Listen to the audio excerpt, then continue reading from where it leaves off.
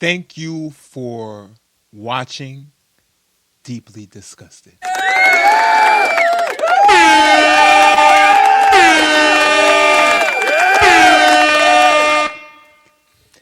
In today's episode, we got something very important to discuss. And before I started to even think about discussing this topic, I told my homeboy back in the hood to move those kilos to a whole nother direction because it got to go into another trap house far away from you. Because this topic is about the FBI director, KASH Patel. Yeah, KASH Patel. And if y'all out there that's literate, I know a lot of y'all gang banging out there and, y'all didn't finish school.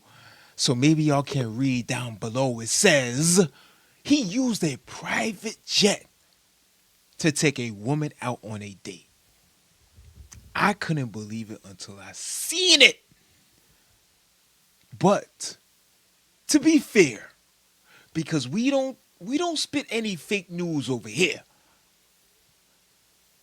It was before he became an FBI director.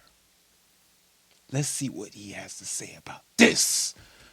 Back in 2023 and 2024, when the current FBI director was working as a podcaster, obsessed with cleaning up the deep state, slashing government spending, he had one specific idea. Wait a minute. This is breaking news.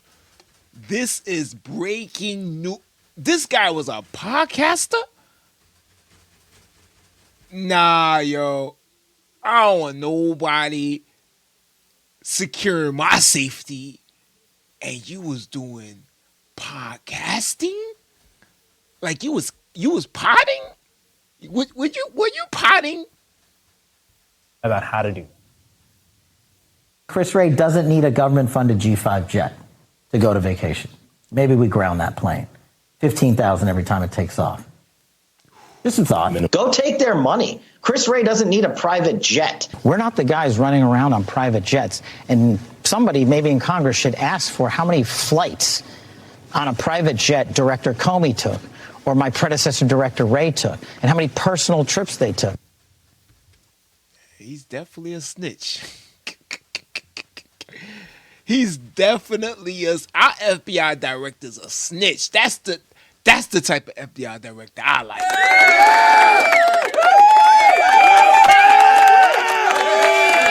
I want my FBI director snitching. Let's get back to the show.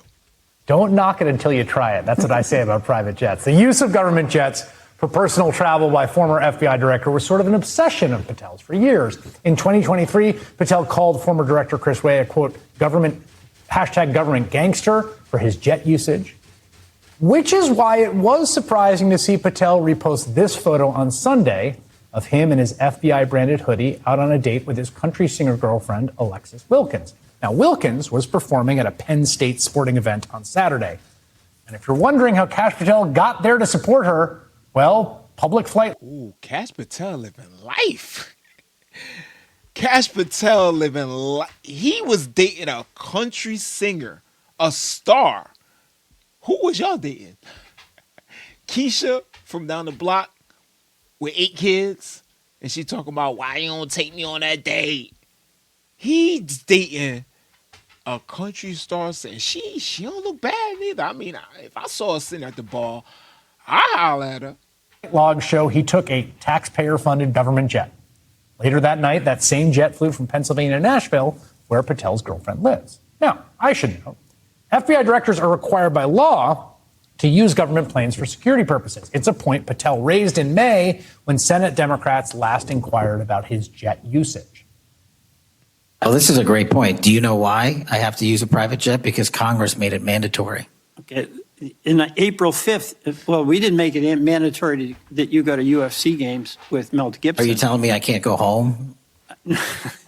You got to use some judgment here. I love the logic there. I had to. He's like, yo, I gotta go home. I live in the town where there was a UFC game, bro. I gotta go home. How am I also gonna go home? I'm not driving. I'm the FBI director, Kash Patel. Go to the event. So what? I'm supposed to stay there? Well, you don't have to go to every event. Patel's lack of judgment when using a taxpayer-funded plane for private excursions during a government shutdown on the eve of SNAP benefits running out is really just the tip of the iceberg. I mean, we have seen members of the Trump administration taking it. Listen, F those SNAP benefits. What that got to do with him hopping on a private jet? He's still got work to do. He's involved in the criminal sector of the government, not the SNAP sector of the government. Advantage of government perks, like DHS Secretary Kristi Noem, who spent more than $172 million on private jets. Now the Atlantic is reporting. You go, girl. You use that money up. Listen, the Democrats, they use triple that just giving baby mamas a free check. Okay? So you use every little bit of that $175 million and you fly that jet and make sure you invite me next. It's your fine ass. That officials like Stephen Miller, Noem, Secretary of State Marco Rubio, and others are living in homes meant for generals on military bases. They say it's for security reasons, though they already have personal security details. And in the past, those people with those jobs didn't occupy these homes. They all seem to be taking Trump's cues. They can help themselves. Wait a minute. Why wouldn't they not move to Miller? You don't see the Democrats are trying to smoke them? You don't see the Democrats are trying. Listen, we at war. Y'all talk about why are they living on a military base? They have to. Who is it? Mike Senior, Missy Rayon, Ashley Parker. Yeah, October 30th they moved into. Yeah, October 30th they moved into houses on military bases. Y'all forgot about Charlie Kirk? To the public too.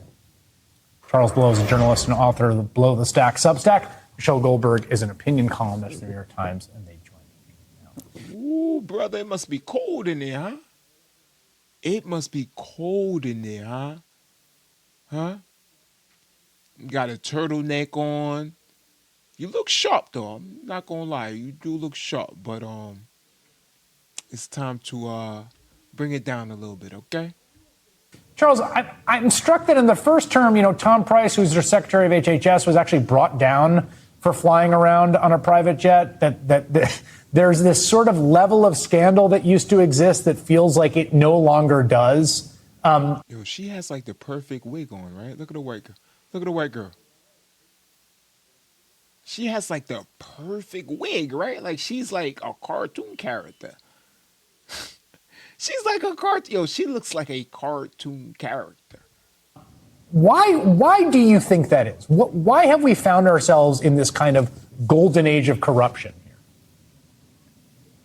Well, I mean, mostly it's because Donald Trump has set the bar so high or low, depending on how you want. I just knew he was going to say that. I just knew he just looked like the type, I just knew he was going to say that. They have nothing else to say but to copy the same thing over and over and over and over. How many times we're going to start a sentence with Donald Trump? You look like an educated man. You don't have any other words that you could start a sentence with besides Donald Trump? Huh? You can't start a sentence with I, she, he, thee, them, it, we. Huh? You're that brainwashed that you can't start a sentence without using the word Donald Trump. Want to describe it, that nothing really registers anymore, but it also underscores that what these people were. Oh, I hear it in his voice. I hear it in his. I knew it. I'm telling you, real men with testosterone that actually have a brain and talk back and challenges the system. Men that raise our families totally different from other men. Other weak men. this is what we got to deal with. We got to deal with low, beautiful, low voices like this. Look. Complaining about was not something that they opposed on principle, but rather something that they were jealous of. Just got a facial and all. Just got a facial and all. He probably just came from the salon. They were never really on principle against indoctrination. They just wanted to do it themselves and more. They were never really against weaponizing the Justice Department. They just wanted to do it themselves and more. They were never against grift. They just wanted to do it themselves and more. And Well, he practiced that in the mirror, bro? You've been sitting in the mirror practicing that, huh? Huh? You've been sitting there like them and more. Yeah, that and more. How many times you gonna say more, man? Are you, what you Moorish? What's up, man? We need move on to the next sentence. the public, sadly, has gotten used to this kind of behavior from this administration. And because there's so much coming at you in every possible way, including whether or not we will even have a fair election in 2026 and whether or not there will be military at those polling stations. We don't know. We got to ask y'all. Y'all the one cheating. Y'all doing a lot of cheating in elections, huh? Huh? All of a sudden, Biden got the most votes of any president. Wait, what? All of a sudden, he got the most votes than all the Clintons. The Bill Clinton. He got, like, what? Nah. He got more votes than Reagan? Biden got more. Come on. My teacher always said, at one time I got caught cheating, right? You know what my teacher said to me? She said, make sure when you cheat, at least try your best to get 2 or 3 wrong on purpose so you can at least get a B. Because your ass never get 100, bro. In 2026, that you kind of you have to put things in some sort of order of outrage. And this begins to look like a lesser thing on that list of things to be outraged about. What do you think, Michelle? Well, I mean, the fish rots from the head, right? So I think it was pretty obvious that when KASH Patel. Oh, she got to start out with some old rhyming, like something that she just learned the other day. The fish rots from the head. What you learned that from a Chinese man? You're a cartoon character. You're not a Chinese man, okay? Was saying that Christopher Wray shouldn't be taking all these trips. The problem was that Christopher Wray shouldn't be taking all these trips, right? Like he should be. Yes. And so I just think, yes, I mean, if you are in this administration, kind of almost by definition, you think a certain amount of graft and corruption and expropriation is good and admirable. And if you're not doing it, you're something of a sucker.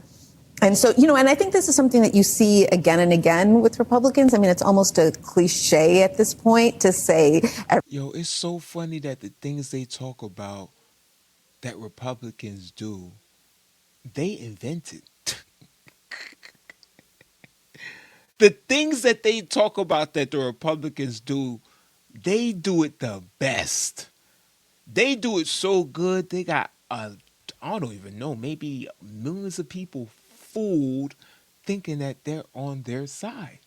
That to me is that's the greatest trick ever. This is in public buildings. And they're just not, like, even the nice ones tend to not be glitzy in the way that, like, the luxury appointments of super rich people are. That's definitely true of the West Wing of the White House, which is not, like, you walk in there, it's kind of small and it's cramped, and it doesn't feel like... Bro, we don't know what you are talking about. What is this guy? Is he the host? Something palatial and regal. And this culture of sort of monarchism and perks means that, Charles, like, they're just not satisfied with that. They want, like, there really is this culture up there at the top of wanting to live the kind of Instagram billionaire life. Wow. Every time a Democrat gets into power, they miraculously become millionaires. That's why the Democrat Party, you remember when they always used to go, the millionaires are bad. The millionaires are bad. They're evil. Give all the money, take it from the millionaires and give it to the people. Remember when they always used to talk that? But then when they got exposed for being millionaires themselves, they changed the whole narrative. Now you don't hear any Democratic politician talking about millionaires. You know who they talk about? You want to know who they talk about now? They went up. Now they talk about billionaires and trillionaires. What percentage of the population is that? What percentage is that? 0.00. That's who y'all fight. That's y'all fight towards. Y'all fight towards like the 0.00 whatever. Come on, man. Tricks. Right.